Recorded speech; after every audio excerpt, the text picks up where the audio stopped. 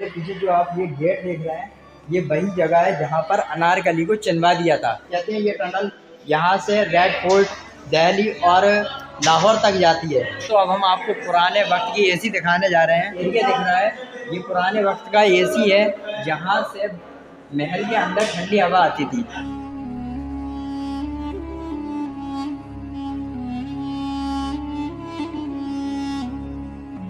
सलीम चिश्ती के गुजरने के बाद पहले इनकी दरगाह को बादशाह अकबर ने लाल पत्थर से बनवाया था। ये सलीम चिश्ती की दरगाह है, जिनके पास बादशाह अकबर बाई वॉक आगरा से पैदल चलकर फतेहपुर आए थे।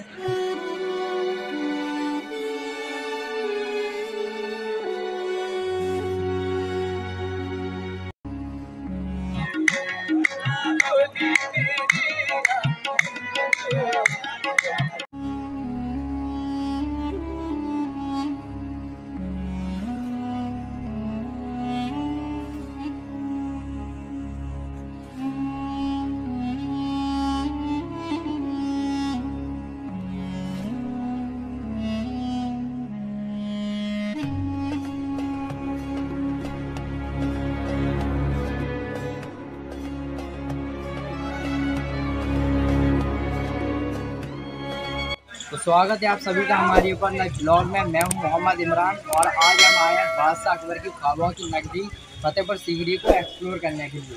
और मेरे सामने जो आप ये देख रहे हैं, ये बुलंद दरवाजा है, जिसे 42 सीढ़ियों के ऊपर बनाया गया है। और इस बुलंद दरवाजे की रोड से ऊंचाई 176 फीट है और इसकी चौड़ाई 35 फीट है। और इस बुलंद दरवाजे को बादशाह अकबर ने अपने गुजरात विजय पर बनवाया था। और इस पूरे बुलंद दरवाजे को बनाने में तकरीबन 12 साल का समय लगा था। और इसे लाल वलुआ पत्थर से बनाया गया है और इसे पीले पत्थर और सफ़ेद संगमरमर से इसको सजाया गया है। और इसकी गेट पर आप जो देख रहे हैं, ये कुरान की कुछ आयतें खुदी हुई हैं और बाइबल के कुछ वर्ड्स भी इस पर दर्शाए गए हैं। तो आइए चलते हैं, इस गेट को एक्सप्लोर करते हैं। तो दोस्तों, ईसा मसीह से संबंधित कुछ पंक्तियां भी बुलंद दरवाजे पर लिखी हुई हैं, जो इस प्रकार हैं। मरियम के पुत्र यीशु ने कहा, ये संसार एक पुल के समान है, इस पर से गुजरो जरूर, लेकिन इस पर अपना घर मत बनाओ। जो एक दिन की उम्मीद रखता है वो चिरकाल तक आशा रख सकता है, जबकि ये संसार क्षण भर का है। इसलिए अपना समय इबादत में बिताओ, क्योंकि उसके बिना सब कुछ अदृश्य है। अकबर ने अपने शासनकाल में एक नए धर्म दीन इलाही की स्थापना की थी, जिसमें सभी धर्मों को समानता दी गई थी। तो गाइस फाइनली हम फतेहपुर सीकरी में पहुंच चुके हैं और हमारे सामने जो गेट दिख रहा है आपको, ये बुलंद दरवाजा है। और बुलंद दरवाजे के अंदर जो आपको खिड़कियाँ दिखाएंगे, ये अकबर के जो 9 रत्न थे, वो 9 रत्न जो मिनिस्टर थे अकबर के, वो यहाँ पर खड़े थे।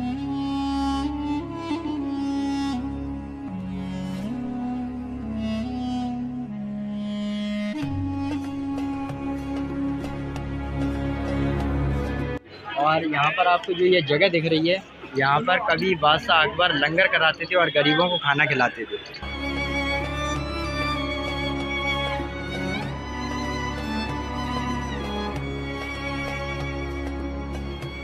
तो गाइस अब हम बुलंद दरवाजे के जरिए सलीम चिश्ती की दरगाह पर जा रहे हैं और इस गेट से एंटर हो रहे हैं।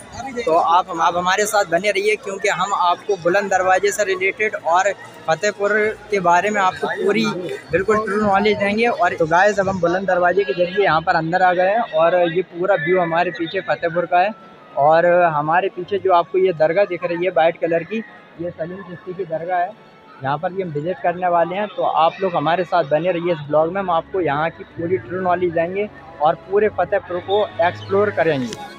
तो दोस्तों, इस ऐतिहासिक स्थल फतेहपुर सीकरी का डिज़ाइन बहाउद्दीन ने तैयार किया था। सूफी संत शेख सलीम चिश्ती का जन्म 1478 में हुआ था। सलीम चिश्ती के गुजरने के बाद पहले इनकी दरगाह को बादशाह अकबर ने लाल पत्थर से बनवाया था।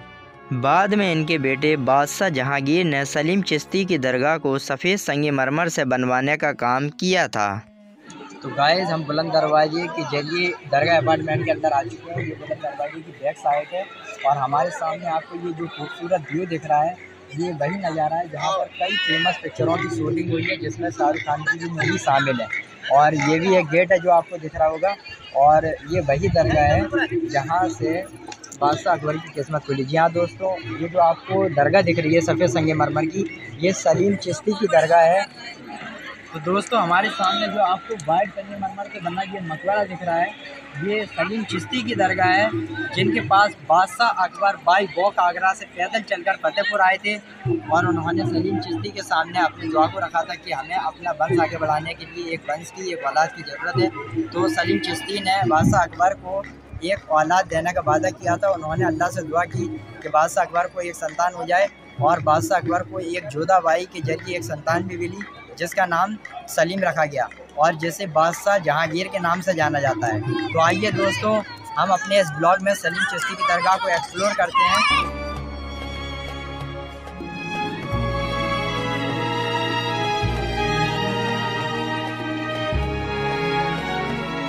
गाइस, अब हम सलीम चिश्ती की दरगाह के अंदर जा रहे हैं और दरगाह के अंदर पहुंचकर हम आपको दरगाह का पूरा व्यू दिखाते हैं कि सलीम चिश्ती की दरगाह को किस तरह से बनाया गया है। तो चलिए हमारे साथ।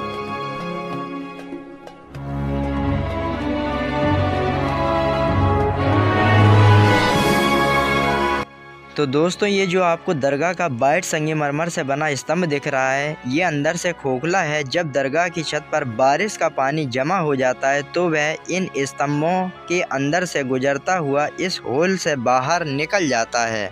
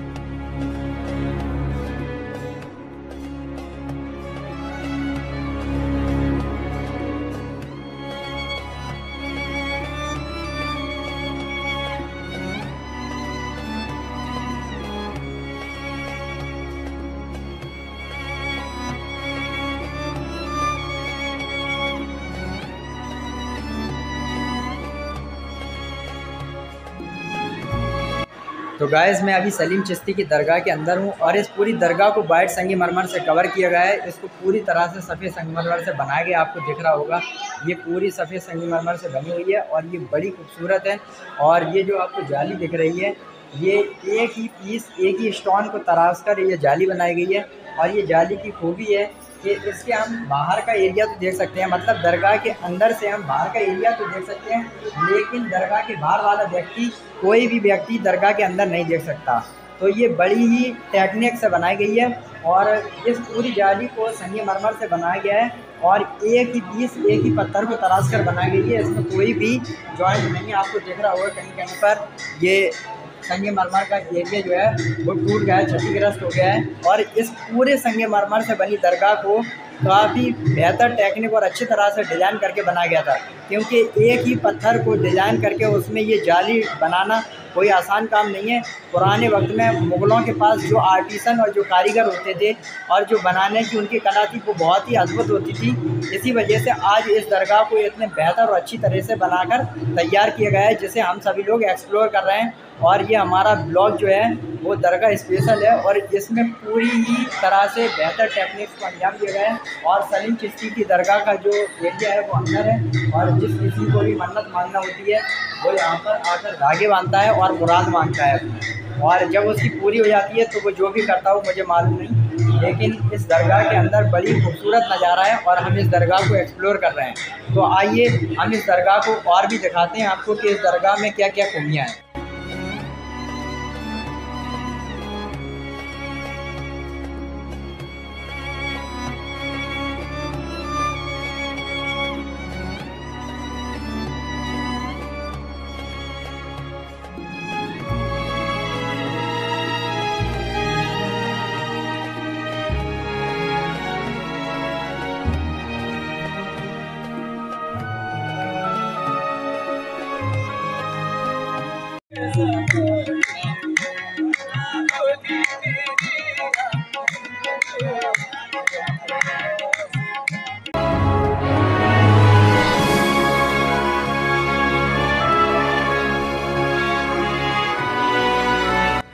गाइस सलीम चिश्ती की दरगाह को एक्सप्लोर करने के बाद अब हम आए हैं ये जो आपको कब्रिस्तान दिख रहा है, यहाँ पर जितनी भी कब्रें हैं ये वो कब्रें हैं जो सलीम चिश्ती के वंशज थे और उनकी वंशजों को यहाँ दफनाया जाता है। यहाँ बाहर के एरिया में जितनी भी कब्रें हैं वो जेंट्स की हैं, पुरुषों की हैं, और मकबरे के अंदर जो कब्रें बनी हुई हैं वो महिलाओं की, क्योंकि महिलाओं को पर्दे में रखा जाता है। इस्लाम में जेंट्स के ऊपर पर्दा लागू नहीं होता है, तो जेंट्स को बाहर रखा है और महिलाओं को अंदर रखा है। तो आइए चलते हैं और इस कब्रिस्तान को एक्सप्लोर करते हैं।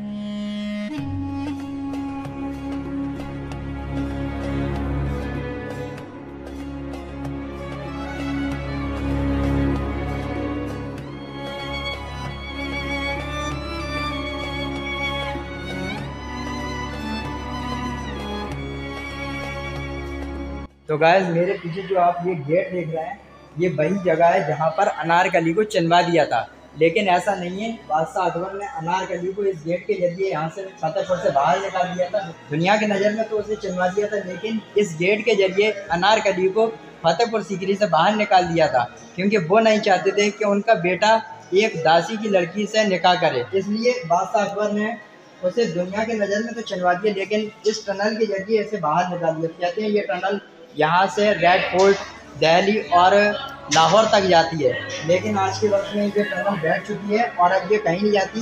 इसके अंदर भी कुछ इसी मकबरे की तरह कब्र बनी हुई है, जिस तरह से यहाँ पर कब्रें बाहर बनी हुई है। तो आज के वक्त में ये टनल बंद हो चुकी है, लेकिन किसी वक्त में ये टनल लाहौर, दिल्ली और आगरा रेड फोर्ट तक जाती थी, जो मैंने अभी आपको दिखाई है।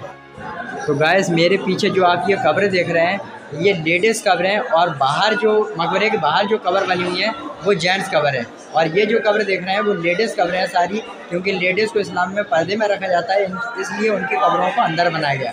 और ये कि सारी की सारी कब्र सलीम चिश्ती के वंशज की हैं। जी हाँ दोस्तों, ये जितनी भी कब्र यहाँ पर बनी हुई है वो सलीम चिश्ती के वंशज हैं। पीढ़ी दर पीढ़ी उनको यहीं पर दफनाया जाता है, क्योंकि यहीं पर सलीम चिश्ती की दरगाह भी है।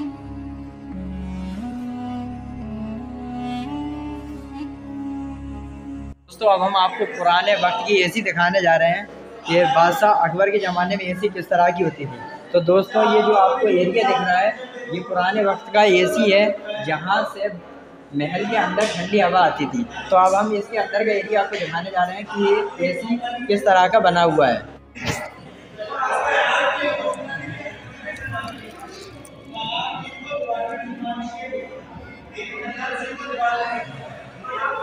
तो गाइस अभी आपने जो ये जगह देखी कि पुराने वक्त की एसी थी, जिसके जरिए महल के अंदर ठंडी हवा आती थी। तो पुराने वक्त में भी काफ़ी बेहतर टेक्निक्स थी, जिसके जरिए बादशाह और महारानी पुराने वक्त में भी ठंडी हवा का मज़ा ले सकते थे।